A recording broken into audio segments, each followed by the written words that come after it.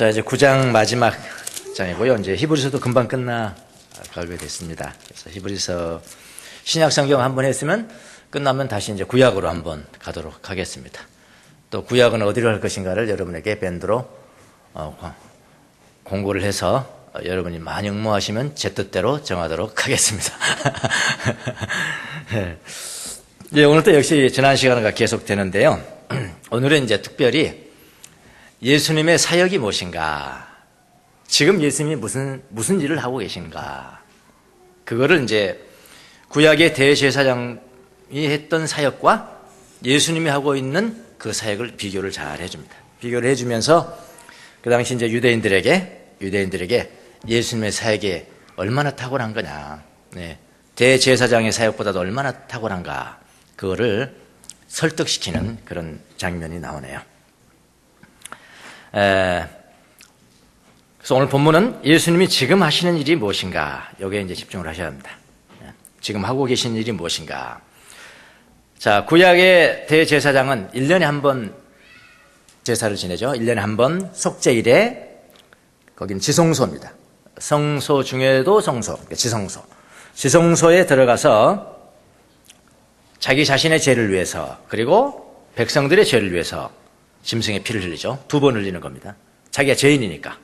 자기 죄를 위해서 하나님 앞에 제사 드리고, 그 다음에 백성들의 죄를 위해서도 제사 드리고, 그래서 2번씩 들어가서, 물론 한 번 기지만은 2번에 걸쳐서 제사를 드린다 이 말입니다. 자신의 죄를 위해서 피를 가지고 들어가고, 백성들의 죄를 위해서 피를 가지고 들어갔습니다. 예수님도 마찬가지죠. 예수님도 지성소에 들어가셨다 그랬잖아요. 성소에 들어가셨다. 그런데 그 성소는, 여기서 성소라는 건 지성소를 이야기하는 겁니다. 그 성소는, 예수님이 들어가신 성소는 사람의 손으로 지은 것이 아니다. 예, 사람의 손으로 지은 것이 아니고, 근데 사람의 손으로 지은 것은 뭐냐면 하늘에 있는 성소의 모델하우스, 우리 지난번 했죠. 모델하우스. 하늘에 있는 성소의 모델하우스에 불과한 곳에, 그런 데 들어가신 것이 아니다. 예, 그런 데 들어가는 것이 아니다. 하늘에 있는 성소에 친히 들어가셨다. 예, 모델하우스에 들어간 것이 아니라 그냥 원 아파트에 들어갔다 이 말입니다. 예수님이요. 예, 들어가셨다. 그런데 예수님은 죄가 없으신 분이기 때문에 자기 자신을 위해서 피를 흘리실 필요가 없으신 거죠. 그러니까 예수님이 피를 흘리신 것은 오직 누구의 죄? 인류의, 백성의 죄를 위해서만 피를 흘리시면서 흘리셨다. 백성의 죄를 위해서만 피를 흘리셨다. 이렇게 이제 비교가 되는 겁니다. 대제사장은 짐승의 피를 가지고, 짐승을 잡아서 피를 가지고 1년에 한 번씩 매년마다 들어갔지만은, 그 다음에 반면에 예수님은 어땠습니까? 예수님은 짐승의 피가 아니다. 짐승의 피는 가짜다. 그림자다. 진짜 피가 있는데 그 피는 뭐죠? 당신 자신이죠. 예수님은 짐승의 피가 아니라 당신 자신이 친히 희생 제물이 되어서 피를 흘리셨다. 이렇게 비교를 하는 거 아닙니까? 그리고 예수님의 희생 제물은 단 한 번이다. 제사장은 1년에 한 번, 매년마다 하는 거죠. 그런데 예수님은 단 한 번이고, 그게 마지막이고, 그게 완성이고, 더 이상 필요가 없는 피죠. 그래서 예수님은 여러 번 몸을 바치실 필요가 없으신 분이다. 이런 걸 지금 기록하고 있는 겁니다. 단 한 번 바치신 몸이 하나님의 요구를 100% 충족하기 때문에 그런 거예요. 대제사장은 100% 충족이 안 돼. 그 짐승의 피 가지고 안 돼요. 예수님의 피는 100% 하나님의 요구를 충족하기 때문에 단 한 번만 바치는 거다. 만약 그리스도께서 여러 번 몸을 바치셔야 한다면은 지금까지 여러 번 고난을 받으셨을 거다. 그런 이야기죠. 예. 1년에 한 번씩 죽어, 예수님이. 그래야 됐을 것이다. 그러나 그리스도는 단 한 번이면 끝이다. 마지막이다. 완성이다. 그분은 단 한 번 이 땅에 오셔서 피를 흘리심으로 말미암아 인류의 죄를 없이 하셨다. 여러분 다 아시는 거죠. 어떤 사람 이런 이야기를 하잖아요. 우리가 또 죄지면은 또다시 예수님을 십자가에 못 박는 거야. 또다시 예수님을 십자가에 못 박는 거야. 그런 이야기 하시는데요. 물론 예수님 마음이 아프다는 이야기를 표현한다면은 그거야 할 말이 없습니다.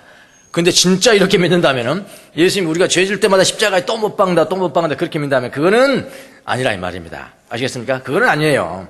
예수님은 다시 못 박히지 않습니다. 예수님 다시 못 박힐 필요가 없어요. 다시 죽으시러 이 땅에 오시지 않습니다.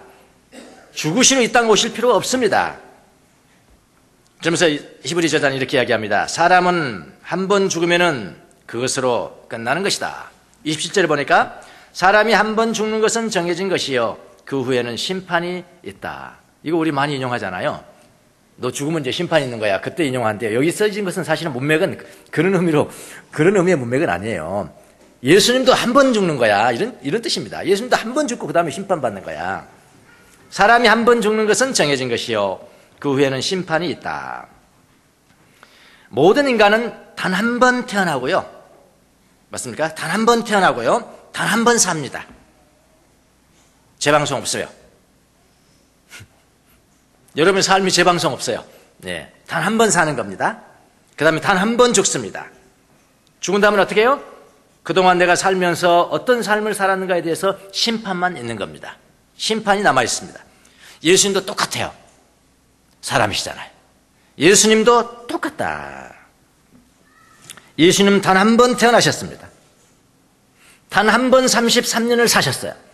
반복되지 않습니다. 그 삶. 우리가 똑같아요. 단 한 번 33년 사셨습니다. 그리고 그분도 단 한 번 죽으셨어요. 우리가 똑같이. 단 한 번 죽으셨습니다. 그리고 심판을 받는 겁니다. 하나님 심판을 받았을까요? 당연히 받으셨겠죠. 근데 그 심판이 뭡니까? 부활이 아니었어요. 부활. 예수님 받은 심판은 부활이었습니다. 부활. 이것은 뭐냐면은 예수님께서 죄가 없으시다는 것을 증명하는 거죠. 예수님 부활하신 것은. 그렇죠. 예. 그건 여러분 아시죠? 예. 자, 그리고 예수님께서 승천하시고 부활하시고 승천하시고 지금 뭐 하실까? 그런 이야기. 지금은 뭐 하시겠나? 무슨 사역을 하시겠느냐? 뭘 하시겠어요? 여기 이제 자꾸 그 반복되는 단어가 있잖아요. 나타나신다, 나타나신다, 나타나신다. 제일 많이 반복되죠? 예. 예수님 나타나시는 사역을 하시는 거예요. 예. 자, 예수님이 지금 무슨 사역을 하실까? 24절에 이렇게 나오네요. 그에게 나오는 사람들을 위해서 하나님 앞에 나타나신다. 이 사역 하신대요. 그에게 나오는 사람들을 위해서 하나님 앞에 나타나신다. 24절을 보십시오. 바로 하늘 성소 그 자체에 들어가셨습니다. 예수님은 하늘 성소로 바로 그 자체로 들어가셨습니다. 이제 그는 누구를 위해서? 우리를 위해서 하나님 앞에 나타나셨습니다. 이렇게 지금 기록이 되어 있잖아요. 그분은 하늘 지성소에 들어가셨습니다. 그분이 들어가신 것은 제사를 드리기 위해서 들어가는 것이 아닙니다. 제사가 필요 없어요. 왜냐하면 그분이 제물로 드린 것은요, 십자가 위에서만 드린 겁니다. 이제 그분이 하늘 지성소에 들어가셔서 하나님 앞에 자기 자신을 나타내신 것은 뭐라고 그래요? 제물이 아니고요. 우리를 위해서요. 우리를. 제사 드리기 위해서가 아니고요. 우리를 위해서 그렇게 하셨다는 겁니다. 우리를 위해서 일을 하신다는 거예요. 무슨 일을 하실까요? 아버지에게 중보하시겠죠. 중보라는 어려운 말이긴 한데요. 이렇게 생각하시면 됩니다. 예수님 믿고 이 땅에서 예수님을 믿음으로 말미암아 하나님 앞에 나오는 모든 사람들을 하나님 앞에 일러 바치는 겁니다. 이게 중보입니다. 자, 한 사람이 이 세상에서 예수님을 믿고 하나님 앞에 나왔다 합시다. 하나님 앞에 나왔어요. 그런데 지성소에서는, 하늘 성소에서는 어떤 일이 벌어지냐면은 예수님이 바로 그 사람의 이름을 대고, 주명수, 그 사람의 이름을 대고, 그 다음에 이름을 아버지 하나님 앞에 올려드리는 거예요. 이 사람이 나왔습니다. 주명수가 나왔습니다. 이걸 뭐래? 중보한다. 중재한다. 하나님과 인간 사이를 중재한다. 땅에서 이렇게 벌어졌는데 지성소에는 그런 일이 발생하는 거예요. 그리고 아직 예수님께 나오지 않는 사람들을 위해서 중보하실까요? 당연히 하시겠죠. 인류의 구원자니까요. 우리만 위해서 예수님 계세요. 그렇게 생각하지 마세요. 그건 우리 생각이고요. 예수님은 인류의 구원자라니까요. 아직 예수님께 나오지 않는 사람들을 위해서 기도하십니다. 아직 양의 우리에 들지 않는 사람들을 위해서도 중보하십니다. 그래서 이 땅에 사는 동안에 믿는 모든 사람들은, 지금 우리가 믿었던 우리도 포함되지만은 앞으로 예수님 앞에 올 예. 그러니까 모든 믿는 사람들은 여러분 자기 자신의 힘으로 믿는 것이 아니에요. 자기 자신의 힘으로 믿는 것이 아니고 예수님의 중보 때문에 믿게 된 것이라는 것을 우리가 항상 믿어야 합니다. 근데 예수님의 사역은 안 보이잖아요. 우리가 하는 것은 보이잖아요. 그러니까 자기를 강조하는 거예요. 내가 이렇게 했더니 복을 주고, 이렇게 했더니 복을 주고, 내가 이렇게 했더니 성장했고, 이렇게 했더니 성장했고, 이렇게 해서 내가 예수님의 편하고, 그건 다 한 면만 보는 겁니다. 아니에요. 여러분이 교회 나온 거 여러분의 힘이 아닙니다. 하나님의 힘이 있는 겁니다. 예수님의 중보가 있어요. 그 사역 하신다면 얼마나 중요한 겁니까? 그렇잖아요? 우리가 모든 믿는 거, 축복받는 거, 성장한 거, 모든 영적인 행위는 예수님의 중보 때문에 그렇게 된 것이다. 예수님께서 이런 말씀하셨죠? 아버지께서 내게 허락하지 않는 자들은 나에게 나올 수 없다 라고 말씀하셨습니다. 아주 중요한 일을 하시죠. 예수님이 그 일을 하신다는 겁니다. 자, 그리고 예수님이 첫 번째 이 땅에 오신 이후부터 지금까지 하시는 사역입니다. 지금도 사역하십니다. 그 사역은요. 또 있어요. 두 가지 사역이 있다고 지금 이야기를 했습니다. 또 한 가지 사역은 무슨 사역이냐면요. 이것도 나타나시는 사역입니다. 두 번째 사역도 나타나시는 사역. 이번엔 어떻게 나타나시냐면은 자기를 기다리는 사람에게 나타나신대요. 아까 그거는 하나님 앞에 나타나셨어. 누구를 위해서? 우리를 위해서 나타나셨고, 두 번째는 자기를 기다려, 당신을 간절하게 기다리는 사람을 위해서 누구에게 나타나요? 우리에게 나타나시는 사역을 하신다. 이게 두 번째 사역이라는 겁니다. 자, 첫 번째 사역은 자기에게 나오는 사람들을 위해서 하나님 앞에 나타나시는 것이고, 예수님이요. 그 다음에 두 번째 사역은 당신을 간절하게 기다리는 사람을 위해서 그 사람들에게 나타나는 것이고. 28절입니다. 28절. 두 번째로는 중간쯤 되죠. 28절이니까 두 번째로는 죄와는 상관없이 자기를 기다리고 있는 사람들에게 나타나셔서 구원하실 것입니다. 주님 두 번째 오신다는 거예요. 두 번째 오십니다. 그런데 여러분이 생각하는 대로는 안 오세요. 여러분이 계산하는 대로는 절대로 안 오십니다. 지금까지 예수님 언제 오실까 계산함 치고 맞는 사람이 한 사람도 없었습니다. 좀 과하면 사입이 됐습니다. 이단됐습니다. 그거 계산하지 마세요. 누구만 아세요? 아버지만 아세요. 예. 아버지의 뜻대로 아버지께서 정하신 때에 두 번째 오십니다. 그것만 믿으시면 돼요. 더 가지 마세요. 성경에서 숨겨놓은 것을 자꾸 지나치게 너무 욕구하는 것은 그건 좋지 않나요? 나쁘게 빠지는 겁니다.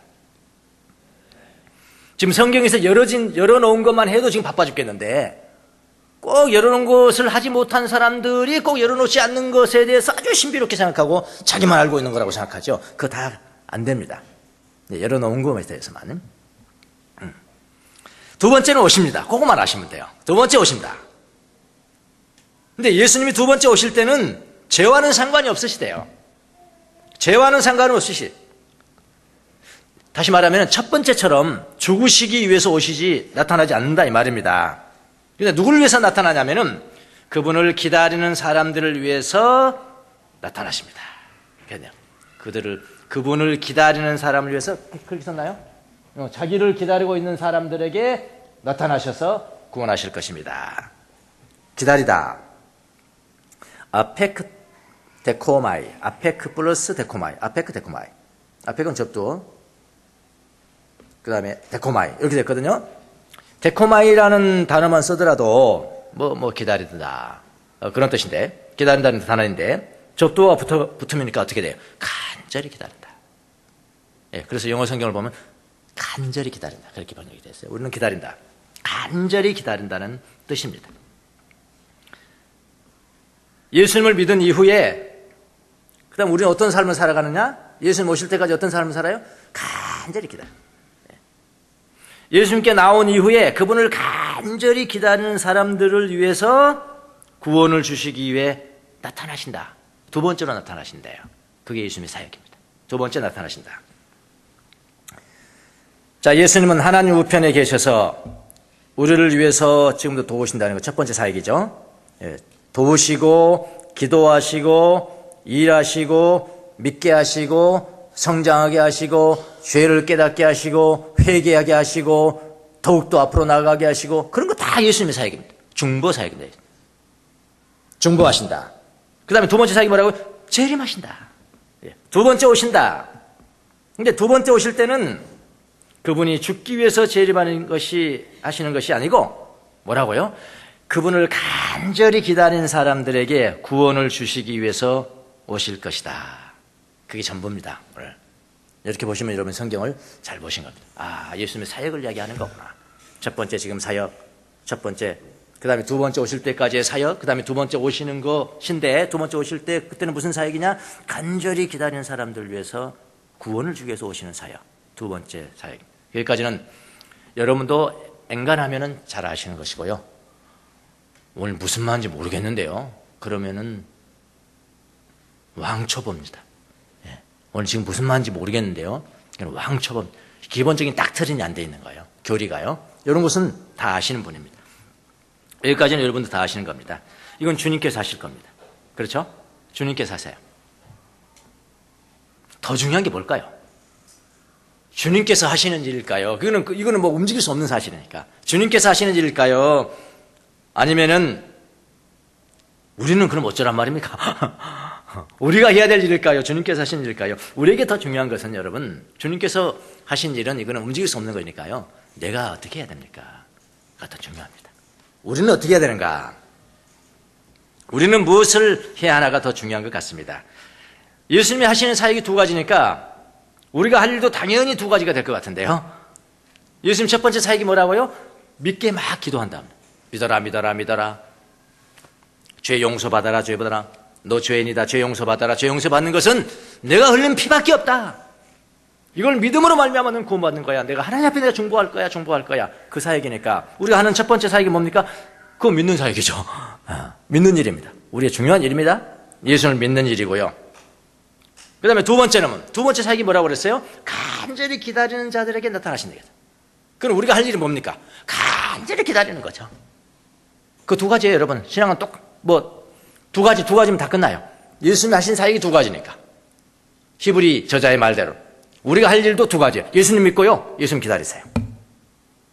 간절히 기다리세요. 그러면 되는 겁니다. 자, 예수님을 간절히 기다린다. 예수님을 예수님께 나와서 간절히 기다리기 위해서는 우리가 어떻게 해야 될까? 그런 생각이 봤거든요. 믿는 건 여러분 아시겠죠? 간절히 기다리는 거.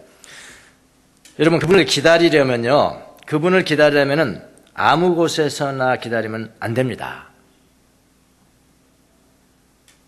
여러분, 보고 싶은 사람 간절히 기다리는데 또 아무 데나 가면 안 되잖아요. 아무 데나 가면 안 됩니다. 그 사람이 제일 잘 갔던 다방, 우리 시대의 용어로 말하는 간절히 다방이라도 가야 확률이 높잖아요. 아무 곳에서나 기다리면 안 됩니다. 기다릴 만한 곳에서 기다려야 돼요. 기다릴 만한 곳에서 기다려야 돼요. 자, 그리스도를 기다리는 곳이 어디입니까? 어디에서 기다려요? 어디 가서 기다려야 되나요? 여러분 마음속에 있는 지성소입니다. 지성소에 들어가서 기다려요. 여러분 마음속에 있는 지성소입니다. 예수님은 하나님 우편에 계시지만은 동시에 성령으로 말미암아 우리의 마음 중심 가운데 계신대잖아요. 여러분의 마음 중심 가운데 동시에 계세요. 그래서 바울은 뭐라고 그러냐? 성령이 너희에게 임하시면은 너희가 하나님의 성전인 줄 알지 못하느냐. 여기 지성소가 나와요.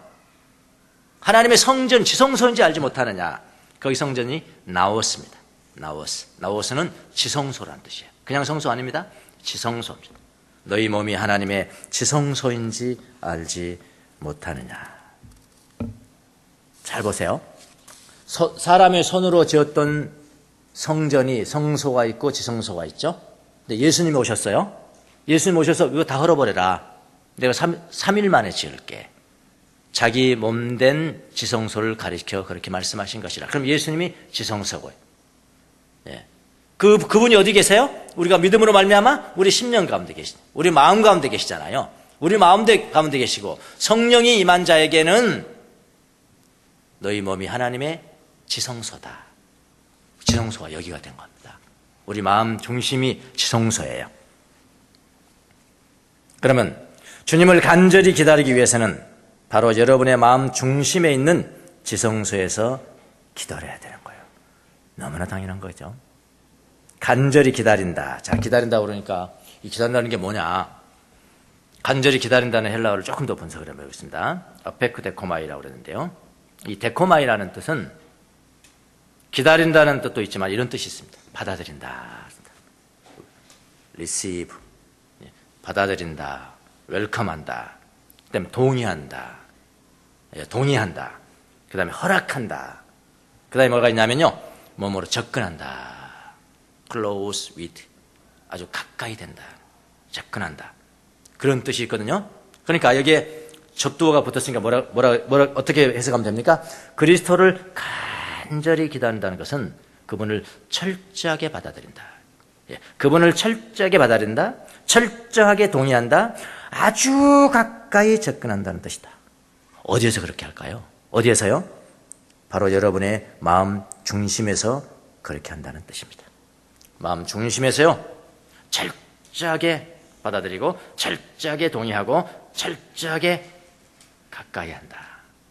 접근한다. 그런 뜻입니다. 그래서 여러분, 우리 마음의 가장 깊은 곳으로 들어가야 됩니다. 두 번째, 이 땅에 우리가 살아가는 동안에 두 번째 사역이 뭐라고요? 우리 마음 깊은 곳으로 들어가라는 거예요. 지성소로 들어가면 지성소로 들어가는 훈련이 돼야 돼요. 그렇지 않으면 절대로 성장할 수 없습니다. 하나님 저기 계셔. 저기 계시 막 부르짖고 그럴 때는 뜨겁고 좋아요. 근데 금방 식어버려요. 더 이상 성장 안 해요. 내면으로 들어가는 훈련이 되지 않으면 더 이상 성장하지 않습니다. 우리 마음의 가장 깊은 곳으로 들어가는 훈련이 돼야 돼요. 그곳에서 주님을 어떻게 해야 돼요? 들어야 돼요. 그래, 동의하는 것이고요, 허약하는 것이고요, 가까이 하는 것이고요, 철저하게 접근하는 것이고요. 그런데 그건 하고 싶지만은 그런 것들을 방해하는 게 너무나 많죠. 예, 우리 내면의 지성소로 들어가지 못하게 방해하는 것이 너무나 많은 거예요. 그런데 우리 그런 훈련 별로 중요시 여기지 않았거든요. 이 개신교의 약점이 바로 여기에 있습니다. 그 다음 예수 믿었냐? 성령 받았어요? 예, 성령 받았습니다. 그러면 열심히 기도하고 열심히 봉사하면 되는 거야. 그 정도로만, 거기까지만 했어요. 더 이상 없습니다. 저는 엊그제 유명한 신학자하고 식사를 같이 했습니다. 대한민국에서 유명한 유명한 신학교의 신학자들. 성서 신학을 가르치는 분입니다. 그분이 단적으로 이야기했습니다. 제가 그분의 이야기를 한 겁니다. 그동안 우리가 개신교에서 뭐랬나? 예수 믿으십시오. 성령 받으세요. 그 다음에. 그럼 열심히 기도하고요. 열심히 봉사하고 열심히 성경 읽으면 됩니다. 거기까지만 했다는 거예요. 자기가 보기에는 그 정도의 신학 가지고는 안 된다라는 것을 깨달았다고 저한테 이야기를 하더라고요. 내면으로 들어가는 훈련이 안 됐다는 거예요. 그런데 너무나 방해하는 것들이 많은데 그 방해하는 것들을 하나님의 능력으로 제거해야 되는 수행을 할 수가 없었어요. 수행. 우리가 지금 훈련하는 게 뭡니까? 다 그런 거거든요. 아니 또 교회에서 뭐 이런 것도 하네. 언제 또 이런 거 했습니까? 여러분 언제 해본 적 있어요? 방해하는 것들이 너무나 많다는 거예요. 어떤 걸 방해해요? 우리 내면의 가장 깊은 곳에서 주님의 음성을 듣는 것을 방해한다는 것입니다. 근데 우리의 신앙의 선배들을 보면요, 우리의 신앙의 선배들은 우리 마음 중심 가운데 계신 주님을 만나기 위해서 만나고 듣고 가까이 하기 위해서 침묵하고 조용히 앉아있는 것, 그런 훈련들을 하는 것이 그들의 신앙생활의 훈련에 가장 중요한 것이었어요. 가장 중요한 것이었습니다. 가장 중요한 것. 근데 우리는 그걸 놓쳤죠. 오히려 우리는 어떻게 갔냐면요, 우리 내면에 계신 하나님을 만나는 훈련을 하는 대신에 조금 시끄러웠죠. 시끄러운 데로 갔어요. 내 감정을 더 자극하고요. 그리고 개신교 너무 시끄럽다는 겁니다. 동의하실 겁니다. 지금 개신교는 엄청난 마이너스입니다. 개신교 인구 증가율이 엄청난 마이너스예요. 캐톨릭은 엄청난 플러스입니다. 그러면 개신교에서 많이 갔습니다. 캐톨릭. 그 사람들한테 물어봤다니까요. 왜 갔냐? 제일 많은 비율을 차지한 사람이 뭐라고? 이유가 너무 시끄럽다. 참 평신도들이 똑똑해요. 어떻게 보면요. 지도자들은 왜 그걸 못 깨닫죠? 평신도들은 왜 똑똑한 거야? 또 평신도들은 뭐라고 해요? 캐톨릭하고 비교하면서 내가 보니까 처음 믿는 사람들은 개신교가 좋은 것 같고 좀 중년쯤 되면 가톨릭이 좋은 것 같다. 이런데 똑똑한 겁니다. 그럼 우리 지도자들 맞네요. 너무 시끄러운 종교가 되어버렸다. 제가 한번 들어볼게요. 예배도 너무 시끄럽습니다. 시끄러운 것에 초점을 맞추려면은 콘서트가 돼야 됩니다. 콘서트가 돼야 되고 이벤트가 돼야 돼요. 그러니까 예배당이 어떻게 됩니까? 신비롭게 짓지 않아요. 신비에 대해서는 별로 눈 감아버려요. 뭐가 되든 강당이 돼야 돼. 우리가 돈 없으니까 얘기했죠. 우리가 돈이 많이 있으면 이렇게 안 짓죠, 제가요. 우리가 이렇게 안 짓죠. 우리는 이렇게 안 짓죠. 우리는 여기 뭐 빌려서 하는 콘서트장이 돼야 되고 이벤트하기에 좋은 곳으로 변해버렸잖아요. 뭐가 예배당이요. 기도도 너무 시끄럽습니다. 통성기도만 알아요. 그리고 내가 구하는 것이 주님의 뜻인가 별로 묻지 않습니다. 주님의 뜻이 아니라도 강청하면 돼. 그 과부의 기도 봐봐. 강청하면 되는 거야. 강청하면 되는 거야. 그렇게 가르치고 그렇게 우리가 믿고 있지. 그래 시끄러운 거예요. 하나님의 뜻이 아닌 것은 응답되면 안 됩니다. 만약 응답이 됐다면 그 하나님 기도 응답 아니에요. 여러분이 노력해서 한 거예요. 솔직히 말하면. 근데 그것도 하나님 응답됐다는 거죠. 기도도 시끄럽고 찬양도 너무 시끄러워요. 찬양 너무 시끄럽습니다.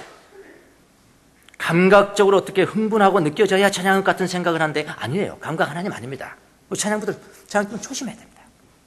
흥분시키려고 할 필요가 없어요. 고요하게 나가면 되는 거예요. 찬양의 가사 가운데 메시지가 있잖아요. 그걸 믿음으로 받아들이려는 거예요. 저는 이제 중딩 고딩들 집회를 가잖아요. 그 집회 고딩들 집회하면요, 얼마나 말씀 전하기 전에 흥분시켜버리는지 말이죠. 얘들 막 흥분시켜버리는 거예요. 막 뛰고 막 시끄럽고 왜 그렇게 하냐 그랬더니 요 어린 놈들은 막 정신을 빼야 된다나 어쨌다나. 정신을 빼면 어떡하냐고. 막 그렇게 흥분하니까요, 말씀을 딱 전하고 올라갔습니다. 다 적어줬어요. 그런데 그런 적 이렇게 하지 말라고 그랬습니다. 그렇게 말한 적 있다. 근데 들립니까? 무슨 의미인지는 모를 수도 있죠, 그분들은요. 야, 이렇게 정신을 빼놓으면은 이거 홀리 스피릿이 충만한 것이 아니라 호르몬이 충만한 것 같다. 이거 지금 너무 시끄러워요, 찬양도. 예. 이렇게 됐잖아요, 지금 개신교가요. 침묵하고 마음 가장 깊은 곳에 계신 주님을 들으려고 하지 않습니다. 그런 훈련이 안 돼 있어요. 여러분, 침묵하면서 내 마음의 지성소에서 주님을 만나고 기다리고 간절히 기다리는 것, 이게 사역인데, 주님의 사역이고 우리 사역인데, 간절히 기다리는 것들을 방해하는 것들이 많이 있습니다. 감각이 방해된다고 그랬죠. 우리 성도들 다 알 겁니다. 감각이 어두운 밤. 감각이 방해가 되고요, 때또는 생각이 방해가 됩니다. 생각. 악한 생각부터 심지어 좋은 생각도 방해가 됩니다. 그래서 생각을, 우리가 하나님 앞에 침묵하고 주님의 음성을 듣는다는 것은 생각을 흘러내려 보내는 훈련이에요. 악한 생각은 우리 요즘 배우잖아요. 예? 선한 생각도 마찬가지라니까요. 자꾸 내 생각하는 거예요. 그 흘러내려 보내는 훈련이거든요. 선한 생각까지도 내려놓는 훈련. 그 다음에 이런 것이 다 방해물이에요. 또 뭐가 방해물입니까? 바쁜 게 방해물입니다. 바쁘면은 유명한 사람 되는 것 같죠? 바쁘면은 굉장히 훌륭한 삶을 살아가는 것 같죠? 근데 하나님에게는 달라요. 하나님에게는 바쁨이 마귀랍니다. 마귀적이 아니에요. 바쁨 자체가 마귀야. 정말 하나님 앞에 침묵하고 그분의 음성을 들을 수 있는 시간조차 없어. 너무나 바빠서. 여러분, 제일 많은 그 이유 아닙니까? 예, 너무나 바빠. 굉장히 너무나 바빠. 이 말 무슨 말입니까? 내가 이렇게 유명한 사람이야. 내가 이렇게 이런 사람이야. 내가 이런 사람, 이런 정도야. 그래서 하나님 만날 시간이 없어. 바쁨이 마귀다 그랬습니다. 바쁨이 사단이다. 이것도 방해물이고요. 그 다음에 이제 진짜 방해물이 또 하나가 있는데요. 자기 자아입니다. 자아. 예수님께서는 말씀을 하셨죠. 누구든지 나를 따르려거든. 뭐라고요? 자기를 부인하고 그 다음에 제 십자가를 지고 나를 좇을 것이니라. 이거는 성경 암송의 69절에도 다 나오는 거 아닙니까? 저도 암송을 했고요. 설교도 했고요. 지금까지 설교해 왔고요. 그런데 자기 포기와 자기 부인이 뭔지는 잘 몰랐어요. 저는 지금까지도 몰랐어요. 모르고 제가 그거 실천해 본 적도 없고요. 요즘은 하나님의 은혜로 자기 부인이라는 게 뭔가, 자기 포기라는 게 무엇인가를 하나님께서 이렇게 깊이 묵상하게 하시고 또 실천하게, 뭐 제 입장에서는 경험하게 하시는 부분들이 상당히 많이 있습니다. 자기 부인이라는 게 무엇인가를 이렇게 화두로 여러분 주셨어요. 자기 부인이라는 게 뭡니까? 자기를 부인해라. 너를 포기하라는 거거든. 그럼 나를 포기하면 나는 안 된다는 거 아닙니까? 자아라는 게. 자아가 진짜 아니라니까요. 진짜 아니. 가짜라는 게 아닙니까? 가짜. 그걸 거짓자 그럽니다. 거짓자다. 여러분 다 거짓자예요. 우리의 자아는 100% 이건 타락한 겁니다. 그러면 진짜 자아는 뭐냐? 그리스도로 옷 입는 자아라는 거예요. 예수님으로 옷 입는 자아만이 그게 참 자아고 그 외에는 다 거짓자라는 겁니다. 이걸 포기하라는 거는 맡기라는 거거든. 예수님한테 맡기라는 겁니다. 아주 쉬운 것부터 할게요. 자기 부인이라는 것은 여러분 필요한 거 있잖아요. 내 마음속에 나 이거 필요해. 그거 버리라는 겁니다. 쉽게 이해가 되십니까? 아주 쉽죠. 네가 지금 필요로 하는 거 그거 가짜야. 버려. 자기 욕구 너가 지금 간절히 원하는 거 있지? 그거 가짜야. 버려. 기분 나쁘시잖아요. 저도 기분 나빴어요. 왜 이런 거 다 버리라고 그러시나. 그런데 버리고 뭐 진문길이라는 이야기가 아니고요. 나한테 맡기라 하시더라고. 주님 앞에 맡기라 하시는 거예요. 그분이 더 정확하시잖아요. 응? 나한테 맡기라. 자기의 필요, 자기의 욕구 그거 버려라. 그게 자기 부인이다. 성경에서 잘 나타나는 게 뭐죠? 마태복음 보면은 예수님이 드디어 이런 말씀을 하십니다. 제자들에게. 나 고난받고 죽을 거야. 나 고난받고 죽을 거야. 그런데 3일 만에 내가 다시 살아날 것이다. 그때 3일 만에 살아나야 된다는 건 전혀 생각이 안 나. 전혀 말이 들어오지 않는 거예요. 베드로한테. 그냥 죽는다는 것만 나오는 거예요. 이건 사람의 일이잖아요. 죽는다는 것만 생각되는 거예요. 안 됩니다. 안 돼요. 어떻게 스승님이 돌아갈 수 있습니까? 예수님께서 뭐라 합니까? 사탄아 내 뒤로 물러가라. 너는 하나님의 일은 생각하지 아니하고 사람의 일만 생각하는 자로다. 자기 필요, 자기 욕구입니다. 그거 버리라는 거예요. 굉장히 고상한 것 같잖아요. 심지어 영적인 욕구까지 맡기는 겁니다. 영적으로 내가 이렇게 되기로 합니다. 이거 보기로 합니다. 이것까지 맡기라는 거예요. 이것까지 버리는 거예요. 다 거짓자 아닐까요? 참 자아는 그리스도로 옷 입는 자아이다. 이런 것들이 다 자기 포기에 해당되는 겁니다. 근데 우리 그거 잘 생각해 보지 않았잖아요. 나 이거 필요합니다. 이거 이런 욕구가 있습니다. 주소서. 그 다음에 더 중요한 게 있습니다. 더 중요한 것은 뭐냐면은 자기를 사랑하는 것. 자기가 대단한 사람이라고 생각하는 것. 그걸 자기애라고 합니다. 자기애. 애는 사랑해. 자기애. 이 자기애는요, 교묘하게 숨어 있습니다. 일평생 찾지 못하는 사람도 있어요. 더구나 저 같은 종교가들은 더욱더 그럽니다. 묘하게 포장을 합니다. 숨어 있어요. 하나님이 드러내지 않으시면은 절대로 자기애가 드러나지 않는다고 합니다. 자기애. 왜 우리가 낙심합니까? 왜 여러분이 낙심합니까? 내가 중요한 사람인데 왜 내가 인정받지 못하는 거야? 그래서 낙심하는 겁니다. 간단한 거예요. 내가 중요한 사람인데 왜 나를 인정해주지 않는 거야? 그럼 낙심하는 거예요. 왜 여러분이 돈을 많이 여러분이 원하는 만큼 벌지 못하면 왜 근심합니까? 왜 근심하고 왜 염려하는 겁니까? 내가 돈을 많이 벌 수 있는 자격이 있는 사람인데, 내가 그런 자격이 있는 사람인데 그러지 못하니까 근심이 되는 겁니다. 이게 다 뭡니까? 한마디로 자기애입니다. 자기애에 대한 집착, 이렇게 이야기합니다. 자기애에 대한 집착. 이거 포기하지 않으면 절대로 자기 부인이 안 되는 거예요. 자기 부인. 이런 것들을 하나님께 주시면서 아는 성경을 읽고 있습니다. 마태복음 15장 말씀을 쭉 읽어가는데요. 거기 뭐가 나오냐면요. 가나안 여인이 나와요. 가나안. 예수님이 들어와시던 땅에 가서 사역하시는데 가나안 여인이 하나가 오는 겁니다. 그리고 제자들하고 사람들이 많은데 부르짖는 겁니다. 선생님, 나를 불쌍히 여겨주세요. 나를 불쌍히 여겨주세요. 우리 딸이 흉악하게 귀신 들렸습니다. 나를 좀 불쌍히 여겨주세요. 불쌍히 여겨주세요. 그러니까 제자들이 보니까 화나는 거예요. 시끄러워 죽겠는 거예요. 그러니까 예수님, 저 여자 너무 시끄럽게 하는데 좀 안심시켜서 보내버리세요. 보내버리세요. 예수님께서 이런 말씀을 하십니다. 이스라엘의 집에 길을 잃은 양 이외에는 나는 그들에게 보냄을 받지 않았다. 그 양 이외에는 나는 보냄을 받지 않았다. 그렇게 이야기를 하십니다. 기분 나쁜 이야기죠. 가나안 여인이 들 때는. 가나안 이방이잖아요. 예. 그럼에도 불구하고 이 여인이 부르짖습니다. 이번에는 도와주세요. 도와주세요. 처음에는 불쌍히 여기주세요. 이번에는 도와주세요. 도와주세요. 계속 소리 지르니까 예수님께서 또 다시 못 알아들은 것 같으니까 이런 말씀을 하십니다. 자녀들의 빵을 집어서 개에게 주는 것이 마땅하지 않다. 자녀들의 빵을 집어서 개에게 주는 것이 마땅하지 않다. 이 말은 무슨 말입니까? 너 개잖아. 그 이야기 아닙니까? 여인한테. 너 이방인 개잖아. 개에게 주는 것이 마땅치 않다. 그렇게 직설적으로 이야기를 합니다. 예수님이요. 여인이 그 말을 듣고 난 다음에 뭐라고 그러냐면은 맞습니다. 맞습니다. 그러나 개들도 주인의 상에서 떨어지는 부스러기는 얻어먹습니다. 그런 말씀을 하세요. 그 다음에 성경에 뭐라고 그러냐면요.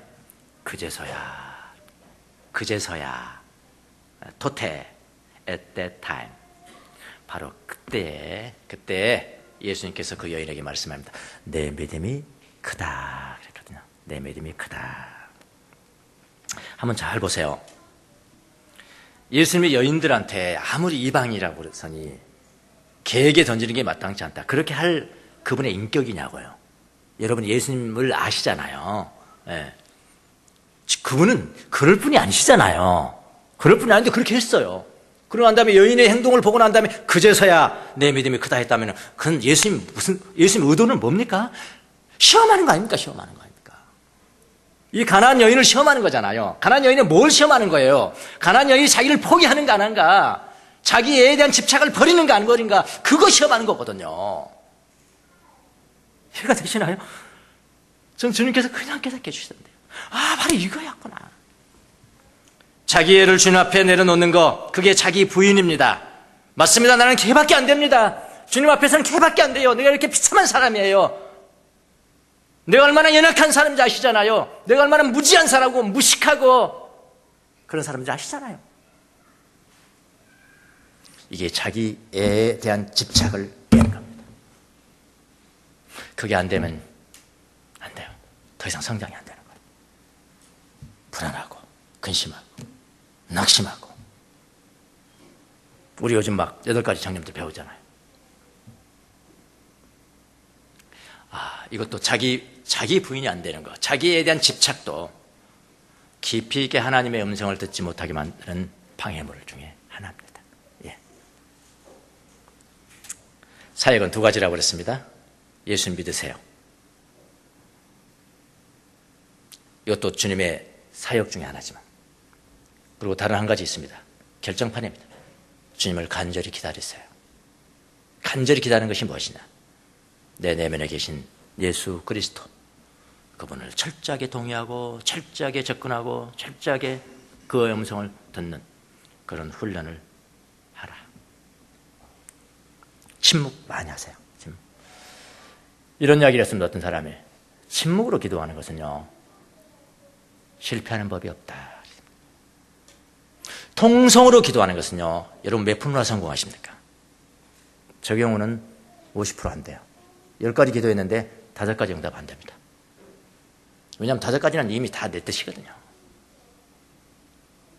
통성으로 기도하는 건 실패하는 일이 많아요. 그런데 침묵은 말하는 것이 없잖아요. 말하는 게 없잖아요. 내가 필요를 말하는 것도 아니고 내 욕구를 말하는 것도 아니고 내게 자기에 대한 집착도 아니고 그렇잖아요. 그냥 듣는 거잖아요. 그분 앞에 서는 거잖아요. 예수님 앞에 서는 것 자체가 성공이라는 거예요. 그러니까 침묵의 기도는 실패하는 법이 없다라는 거예요. 예, 그 훈련을, 예수님 간절하게 기다리는 훈련이 여러분의 일이 되시기를 바랍니다. 세상 일을 잠시 내려놓으시고 그 순간은 그분을 듣는 일에 집중하세요. 조용한 곳을 선택하시고요. 이런 것들이 바로 예수님을 간절히 기다리는, 예수님을 사랑하는 사람들의 사역입니다. 이렇게 해서 하나님 앞에 성숙한 걸음으로 걷는 귀한 성도들이 다 되시기를 예수님의 이름으로 축원합니다. 기도하겠습니다.